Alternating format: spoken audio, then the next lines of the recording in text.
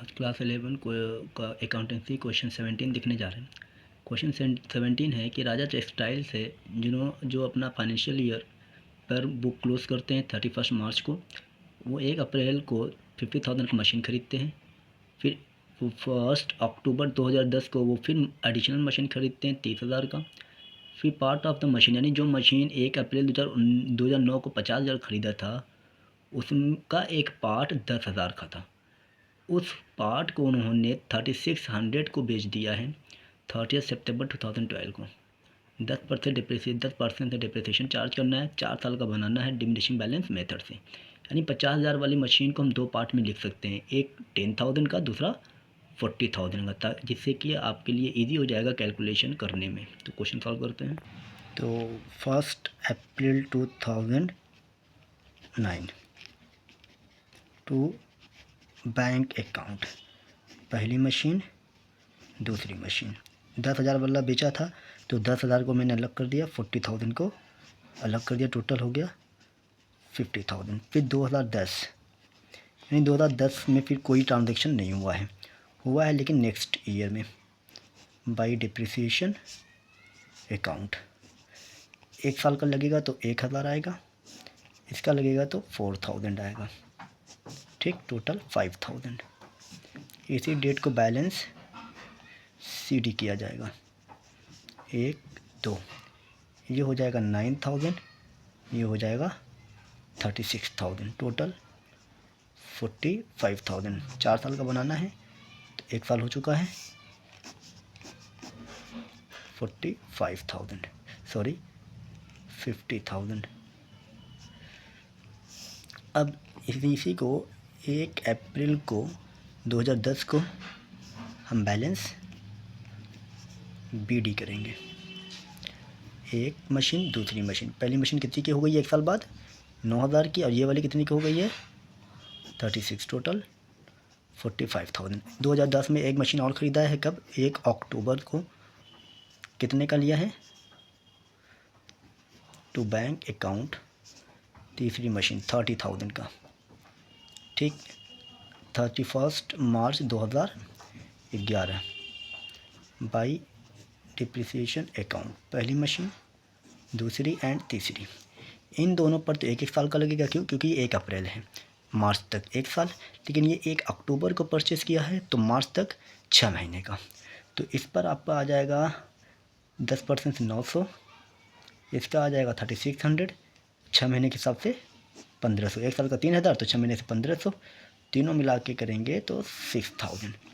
इसी डेट को balance CD होगा, पहली, दूसरी एंड 900 माइनस कर देंगे तो आपका आएगा 8100, इतना माइनस करेंगे तो आएगा 32,400, और 1,500 माइनस कर देंगे तो आपका आएगा 28,500। तीनों को हम प्लस करेंगे तो आपका आ जाएगा 69,000। टोटल करेंगे तो आपका हो जाएगा 75,000। फिर 1 अप्रैल 2011 को बैलेंस बीडी होगा, पहली मशीन, दूसरी मशीन एंड तीसरी। अब पहली मशीन कितनी की हो गई है 2 साल बाद? 8100, 32,400, 28,500, ओवरऑल 69,000। मशीन आपको याद होगा बेचा कब था? 2012 में सितंबर में था, लेकिन यहाँ पे कुछ नहीं हुआ, कोई ट्रांजैक्शन नहीं, क्योंकि 2012 31 मार्च। अब तीनों पे 1 साल का लगेगा। तो बाई डिप्रिसिएशन अकाउंट, पहली, दूसरी एंड तीसरी। अब 10% से 810, 32 40, 10% से 28 50, 10% से सबको प्लस कर देंगे, जो 18 19 का 9 कैरी 1 6। इसी को भी बैलेंस सीडी किया जाएगा, 1 2 एंड 3। इसमें से इसको माइनस कर देंगे तो आपका आ जाएगा 7290, उसको माइनस करेंगे तो आपका आ जाएगा 29,160, इसको माइनस कर देंगे तो फिर 25,650। तीनों को प्लस करेंगे तो आपका आ जाएगा 62,100। अब इनको ओवरऑल करेंगे तो जितना इधर का रहेगा उतना उधर का भी रहेगा, 69,000। 69,000। अब इसी को क्या करेंगे, बैलेंस 1 अप्रैल को बैलेंस CD किया जाएगा, सॉरी बैलेंस BD किया जाएगा 2012। तो टू बैलेंस BD पहली मशीन, दूसरी मशीन एंड तीसरी मशीन। पहली मशीन कितनी हो गई है 7290, दूसरी मशीन हो गई है 29,160, तीसरी हो गई 25,650। अब देखिए 2012 में ही बेचा था 30 सितंबर को, तो डेट चेंज हो जाएगा। इसका टोटल हम कर लेते हैं 62,100। तो 30 सितंबर 2012 बाई बैंक अकाउंट कितने का बेचा था, 3600 का बेचा था।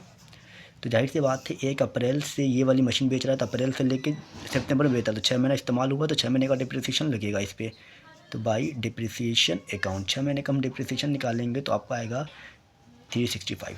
अब ये मशीन थी इतने की, इतने का बेचा और इतने का डिप्रिसिएशन चार्ज हुआ। अगर इन दोनों को इसमें से माइनस कर दें तो हमें पता चल जाएगा कि हमने लॉस हुआ है।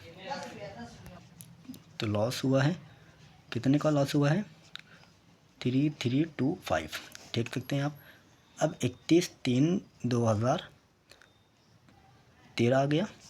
अब हम डिप्रिसिएशन चार्ज कर सकते हैं दूसरी मशीन पे और तीसरी मशीन पे। अब दूसरी मशीन पे निकालेंगे डिप्रिसिएशन 2916, इसका आ जाएगा 2565, दोनों का सम कर देंगे तो आपका आ जाएगा 5481। फिर इसी डेट को बैलेंस CD दूसरी मशीन एंड तीसरी मशीन, इसको इसमें से माइनस कर देंगे तो आपका आएगा 26244। अब इसको इसमें से माइनस कर देंगे तो आपका बचेगा 23085, इसको सम कर देंगे 49329, इनको टोटल करेंगे तो आपका आ जाएगा 62,100। 62,001, पेज थोड़ा छोटा पड़ गया हमारा। तो उम्मीद करते हैं क्वेश्चन आपको समझ में आया होगा। कहीं भी डाउट हो हमसे क्वेश्चन पूछ सकते हैं मैसेज करके, कमेंट के ज़रिए। Thank you.